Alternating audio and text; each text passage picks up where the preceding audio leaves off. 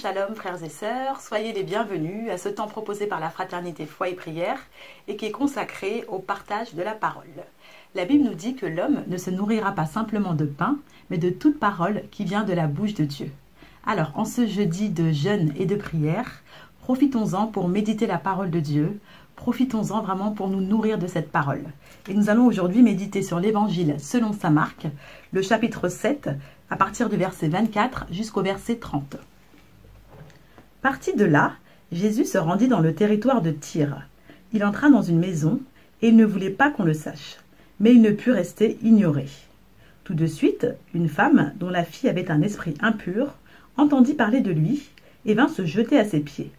Cette femme était païenne, syrophénicienne de naissance. Elle demandait à Jésus de chasser le démon hors de sa fille. Jésus lui disait « Laisse d'abord les enfants se rassasier, car ce n'est pas bien de prendre le pain des enfants pour le jeter aux petits chiens. » Elle lui répondit « C'est vrai, Seigneur, mais les petits chiens sous la table mangent des miettes des enfants. » Il lui dit « À cause de cette parole, va, le démon est sorti de ta fille. » Elle retourna chez elle et trouva l'enfant étendu sur le lit. Le démon l'avait quitté. Parole du Seigneur. Alors nous voyons bien dans ce passage que Jésus se rend dans le territoire de Tyr. Alors il faut savoir que le territoire de Tyr, c'était un territoire non juif, une région païenne. Donc on aurait pu se dire que personne n'allait attendre Jésus en ce lieu, que personne n'allait aller à sa rencontre. Et pourtant on voit bien au travers de ce passage que quelqu'un l'attendait. Alors la parole de Dieu nous dit en Jean 1 au verset 5 que la lumière luit dans les ténèbres et que les ténèbres ne l'ont point reçue. Il fallait donc que ce jour-là, quelqu'un reçoive la lumière.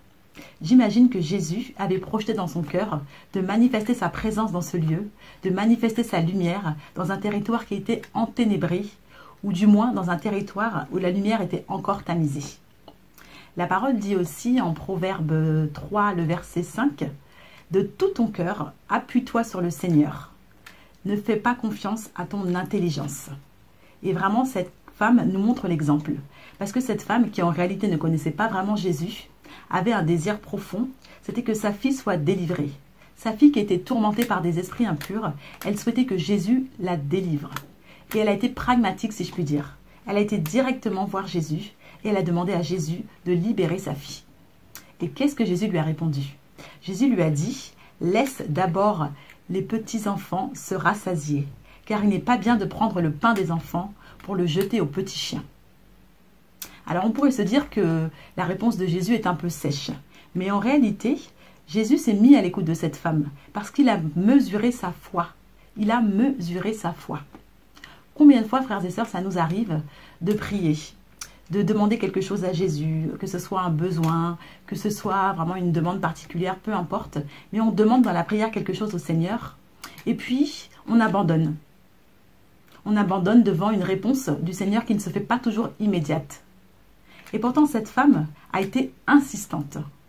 Et même au-delà de son insistance, elle a compris ce que lui disait le Seigneur. Le Seigneur lui parlait dans son langage, dans un langage que même parfois les disciples ne comprenaient pas. Et pourtant, on voit bien là que cette femme a compris ce que Jésus lui a dit. Elle lui a répondu dans le même langage. Elle s'est mise au même niveau que Jésus. Pourquoi, frères et sœurs? Parce que l'Esprit parlait en elle. Il y a une parole aussi qui dit, c'est dans le Proverbe, dans Psaume 97, voilà, le Psaume 97, le verset 10, il y a une parole qui dit que la parole est semée dans le cœur des justes et la joie est semée dans le cœur, dans ceux qui ont le cœur droit. Voilà. Donc la parole, elle est semée d'une manière ou d'une autre, elle est semée dans le cœur des hommes justes. Et je crois qu'elle a compris, qu'elle a discerné la parole de Dieu. Pourtant, elle savait bien que les Juifs la voyaient comme quelqu'un d'impur. Elle était païenne, c'était considérée comme une femme impure. Mais elle ne s'est pas arrêtée à ça. Elle s'est fait humble, elle s'est fait toute petite. Et elle a été voir Jésus en toute humilité. Vraiment, la foi de cette femme m'impressionne. Sa compréhension immédiate des paroles du Seigneur m'impressionne.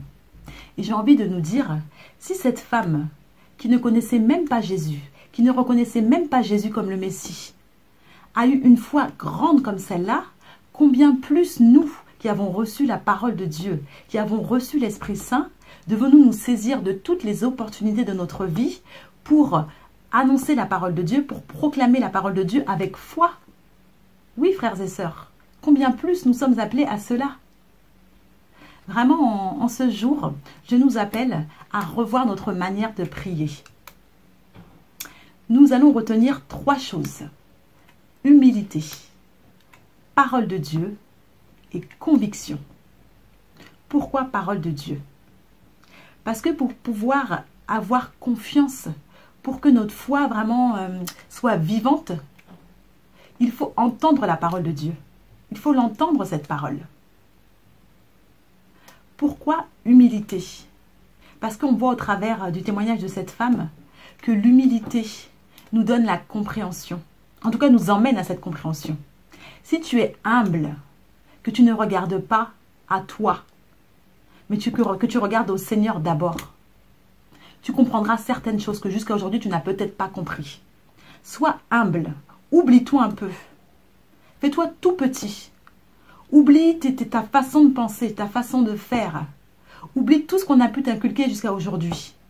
Et mets-toi au niveau du Seigneur. Et pourquoi conviction? Parce que cette femme a été insistante. Et parfois, c'est ce qui nous manque dans la vie. Cette insistance, cette conviction, cette patience. Vraiment, frères et sœurs, méditons tout cela aujourd'hui et que quelque chose se passe, que quelque chose change dans notre vie. Voilà, frères et sœurs, on va déjà devoir se quitter, mais on se retrouve ce soir à 21 h pour notre intercession interactive et vous pouvez dès maintenant commencer à publier sur la page Facebook de la Fraternité vos intentions de prière.